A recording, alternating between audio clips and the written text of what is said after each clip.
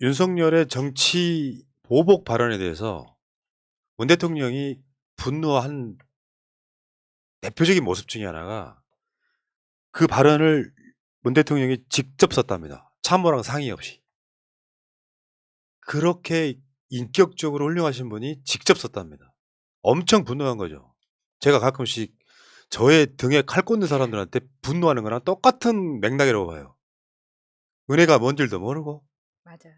지금 이런 거잖아요. 윤석열이 그렇게 질러놓고 청와대 입장이 나오니까 뭐 의례적인 말 갖고 정치 개입을 하냐, 선거 개입을 하냐 이렇게 얘기하고 있는데 마치 이건 이거잖아요. 자기를 임명한 사람이 사실상 그게 부정부패를 저질렀다.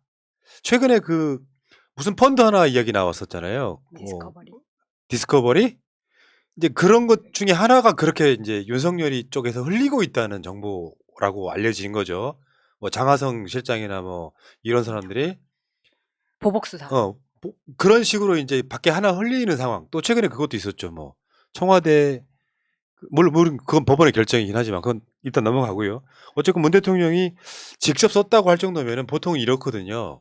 문 대통령의 메시지는 국가 원수 대통령의 메시지이기 때문에 참모들이나 각종 비서들이 붙어서 조율을 합니다. 근데 이번 메시지는 문 대통령이 직접 썼다고 그 정도로 분노하셨다는 거예요. 청와대에서 함께 일하셨던 분들의 증언을 들어보면 문 대통령이 말씀을 잘 안 하신다고 하잖아요. 보통 이제 침묵하시거나 한마디 하시거나 이런 식으로 의견 조율을 하신다고 알고 있는데 이렇게 정치적 메시지도 잘 안 내셨던 분이 직접 글을 쓰셔가지고 발표를 할 정도면 진짜 얼마나 깊은 분노를 하셨는지가 너무 짐작이 가고 여기에 대해서 이준석이 뭐 왜 선거에 개입하냐 이런 식으로 얘기를 하는데 이번 대선에 대통령 끌어들인 거 바로 국민의힘 당신들입니다.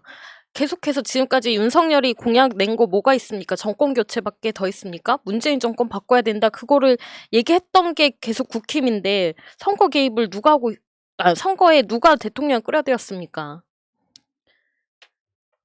그렇지. 네. 대통령이라는 자리 자체가 정치적인 자리예요. 거기 선출직 공무원이잖아요.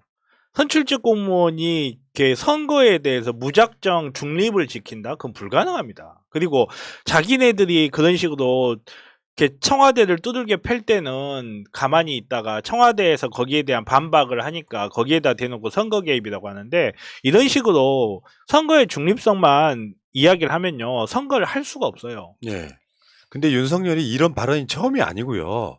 저번에 왜 그 대구 경북 뭐 선대위 출범식인가 거기 갔을 때도 뭐 무능한 정권은 어쩌고저쩌고 막 사기 어쩌고저쩌고 지금까지 윤석열이 한 이런 거 관련해서 한 50번 이상을 문재인 정부는 적폐 같다 뭐 이런 식의 무능하다 같은 이야기를 수도 없이 했거든요. 사실은 문재인 정부에서 특수활동비 써가며 가장 호사를 누린 인간 중에 하나인데 이 사람이 갑자기 선거 나와서 자기의 주군이 하는 정치 세력이 무능하다 부패했다 얘기를 하던데 이번에는 사실상 정치 보복을 했다 쉽게 표현해서 나를 임명한 사람을 수사하겠다라는 뉘앙스로 이야기한다는 것은 근거를 갖고 이야기를 해야죠. 아무리 정치판이라도 내가 제일 싫어하는 게 뭐겠어요. 국민의힘의 정치인들이 경제가 폭망했다라고 주장하는 건 명백한 가짜뉴스잖아요. 왜냐하면 전 세계적으로 봤을 때 이 코로나 시국에 가장 경제가 좋았던 나라가 한국이기 때문에 그렇습니다. 가짜뉴스잖아요. 그런 이야기를 해도 문재인 정부나 청와대에서는 선거에 영향을 안 주려고 이야기를 안 해왔던 건데 마치 무슨 비리가 있는 것처럼 직접적인 뉘앙스를 풍기고 문 대통령 수사하겠다 같은 이야기를 던지면 그걸 참을 수 있겠습니까? 지금 민주당 내에서 뭐 변절해가지고 윤석열을 찍내만해 하는 사람들의 이야기 중에 하나가 뭐냐면 이게 또 문프의 큰 그림이라는 겁니다. 뭐냐면 이런 보복 발언을 함으로써 지지층을 집결시키고 한동훈을 독립운동가로 이야기함으로써 한동훈이 다시는 검찰에서 고위직을 맡을 수 없게 만든 게 아니냐. 뭔 그래서- 소리죠? 다시 좀 천천히 정리를 해줘 보세요. 무슨 말인지 도통 이해가 안 가요. 그렇다는 이야기들을 하고 있길래 어처구니가 없어가지고. 예. 그래서 지금 발칵 뒤집혔는데 이 여진이 꽤 갈 것 같습니다. 이재명 후보도 윤석열한테 한 말이에요. 무능한 복수자 필요 없다. 국민께 사과하라. 무능한 복수자. 정치적으로는 실력 하나도 없는 게 그냥 칼만 들고 있으면 된다고 생각하는 거. 윤석열은 진짜로 정치하게 되면요. 처음에야 만약에 대통령이 그럴 일은 없겠지만 된다고 하면 처음에 어떻게 하려고 하겠죠. 근데 정치라는 게 정치의 영역이 수도 없이 많은 어떤 서로 간의 이익이나 서로의 주장이 부딪히는 곳이거든요. 그때 윤석열 방식은 어떤 것이겠어요? 수사해. 수사해버려. 예를 들면 뭘 주장하는 시민단체가 있다고 쳐. 근데 얘가 좀 강하게 나와. 얘 비리 뒤져? 수사해. 이런 방식으로 풀 가능성이 되게 높잖아요. 그러니까 이 사람은 정치적으로는 무능한데 마음속에 등 뒤에 칼 하나 들고 있으면서 늘상 복수하겠다 이런 건데 솔직히 말해서 윤석열 너는 최소한 문 대통령한테는 그런 말하면 안 되는 거죠. 실제로 문 대통령이 과거 대통령들을 했다면 윤석열이 지금 정치권에 나올 수 있겠습니까? 진작에 줄리 털리고 최은순 털리고 본인 다 털려서 지금 감옥 가 있을 가능성이 높아요. 솔직히 말씀드립니다. 그리고 본인의 말과도 상충되는 겁니다. 본인 지금까지 뭐라고 했습니까? 자기가 수사하는데 청와대가 개입해서 안 된다. 청와대가 무슨 이야기하면 할 때마다 검찰의 중립성 이야기했었는데 자기가 청와대에 들어가면 검찰을 조종하겠다는 거 아닙니까? 수사해야죠. 수사할지 안 할지는 법과 원칙대로 하는 거라며요. 압색을 할지 말지도 법과 원칙과 이만희 말대로만 하는 거 아닙니까? 근데 무슨 자기가 나와가지고 대통령 전 정권을 수사하니만이 그런 말 왜 합니까? 법과 원칙대로 하게 놔두지? 이게 말도 안 되는 소리고, 그리고 조국 장관님 때도 여러 번 이야기했지만 범죄 수사는 혐의를 따라가는 겁니다. 사람을 따라가는 게 아니에요. 사람을 따라가서 수사를 하는 게 표적 수사고 그게 함정 수사예요. 사람을 따라가서 수사하지 말라는 그 한 가지를 지키기 위해서 만들어진 게 형법이고 형사소송법이에요. 그런 식으로 수사하지 말라고. 사람을 터는 방식, 어떤 집단을 터는 방식.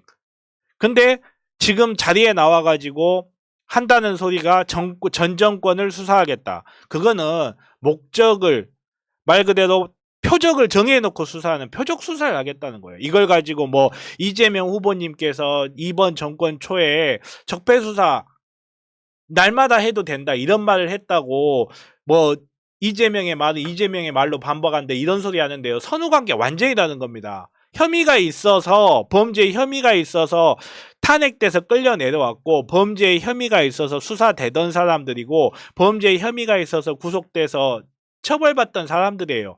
그 사람들에 대해서 적폐수사, 이런 혐의가 분명히 있어서 적폐수사를 하자. 이거는 계속해도 된다라는 말과 전 정권을 수사해야 된다는 말은 완전히 다른 말이에요. 자, 민주당에서도요, 이게 그냥 정치적으로 분노하는 게 아니라 이런 표현까지 나왔어요. 민주당 의총하는데 윤석열은 기득권 사냥개다. 윤석열은 술 취한 망나니 같다. 사실 그렇지 않겠어요? 사람의 도라는 게 있다니까요. 검사들 다 그러는 거 아닐 거예요. 윤석열 스타일이 묻어나서 그럴 건데 사실은 솔직히 말씀드리면 그렇죠. 정권교체 여론을 등에 업고 내가 대통령 돼야만 자기 비리를 감출 수 있는 그런 구조에 있는 정치인입니다. 그냥 일반적인 무슨 뭐 소고기 이런 차원의 문제가 아니라 이따가 이야기 다시 나오겠습니다만 주가 조작으로 얻은 이익의 50억이 7.7%가 부인 계좌로 들어가는 놈이에요. 자기 장모, 가족, 패밀리, 부인 포함해가지고 344억 원의 부동산을 공시지가로만 갖고 있는 자의 그 패밀리의 대장인 격인 거예요.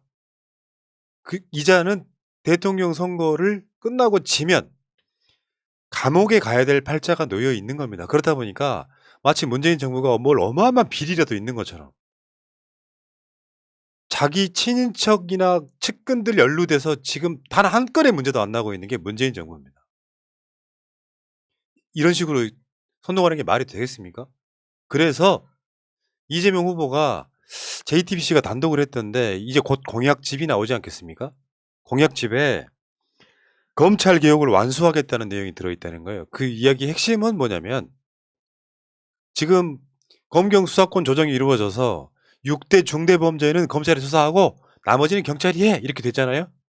6개 중대범죄 수사권마저도 회수하겠다가 공약집에 들어갔다는 내용입니다. 이게 이거 저보고 박수 쳤는데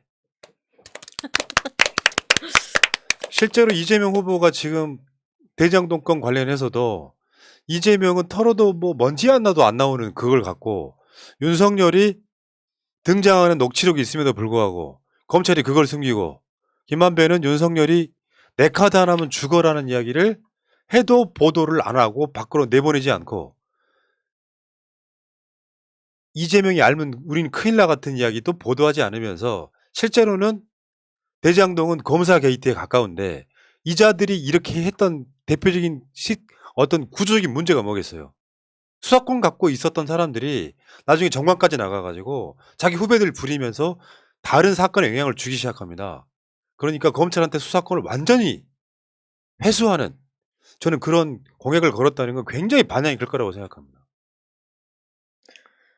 저 뭐 나중에도 얘기 나오겠지만 도이치모터스 관련해서 다른 관련자들은 다 구속됐는데 여전히 아무런 행동도 취하고 있지 않은 김건희 씨, 뭐 이런 사람들 보면 검사 동일체 뭐 이런 것들 때문에 검사와 관련된 사람들은 다 덮어주고 이런 것들이 있었잖아요.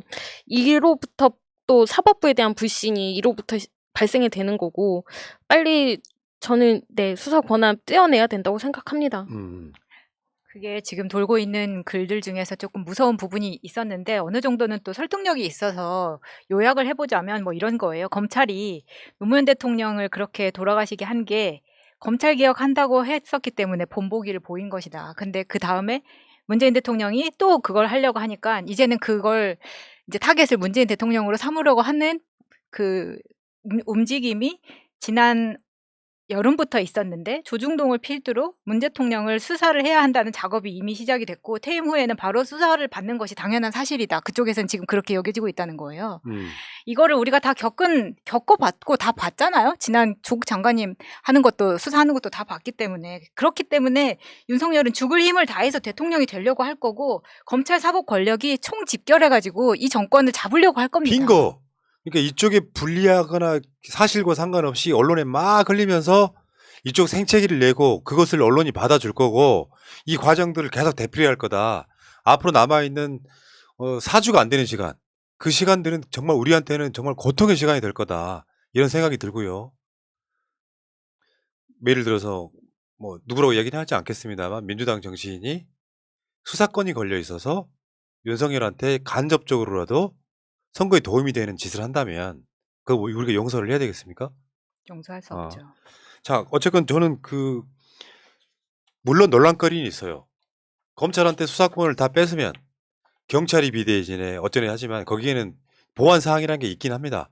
그 방향으로 가는 것이 맞으면 보완해 가면서 하면 돼요. 지금 그 공약집에 실릴 내용 중에 하나가 공수처를 훨씬 크게 확대시키겠다는 거예요. 지금 인력이나 규모로는 안 되니까. 민주당 할 수 있습니다. 지금 현재 이재명 후보가 대통령 되고 나서 1, 2년 안에 이거 충분히 할 수 있고요. 또 경찰이 비대해야 된다 같은 것도 경찰도 지금 분리가 돼 있잖아요. 지금은 전체적인 수사를 하는 조직하고 지자체랑 연관되는 조직이 또 분리가 됐잖아요. 그러면서 보완해 나가면 됩니다. 대한민국 사회에서 수사권과 기소권을 다 갖고 있으면서 죄가 아닌 걸 죄로 만들어버리고 정경심 조국 사건이겠죠. 대표적으로 최근에 보셨잖아요. 21세기 22년에 그런 사건이 일어납니다. 표창장 위조. 지들도 그거를 해낼 수 없는 거를 위조를 했다는 거를 유죄를 받아낼 수 있는 힘을 가진 집단이에요. 조국이 싫었으니까요. 그렇지만 명백히 유죄가 되는 것도 무죄를 받아내는 집단이에요. 검찰이 힘만 갖고 있다면. 최근에 많이 보고 계시잖아요. 자기 동기가 판결을 해버리면 장모 무죄 판결 해버립니다. 자기 부인 이따가 주가 조작 얘기 바로 이어지겠습니다만 자기 부인 어떤 혐의가 있어도 아직까지 검찰에 한 번 나가본 적 없습니다. 정경심 교수 기소 어떻게 했죠? 한 번 본인 조사 한 번도 안 하고요. 기소했어요. 기소장 공소장 먼저 던졌다고. 김건희 아직까지 안 나오고 있습니다. 그래도 검찰이 구인조차 못해요. 그래서 저는 검찰한테 수사권 뺏고 기소권만으로 기소만 하는 조직으로 만드는 게 전 굉장히 중요한 부분이라고 생각해요. 자, 이재명 후보의 이 공약을 열렬히 환영하면서 나중에 나오는 부작용 등은 보완해 가면 됩니다. 그게 무서워서 검찰개혁 못하겠다고 하시면 민주당 하지 마십시오. 여기까지 하겠습니다.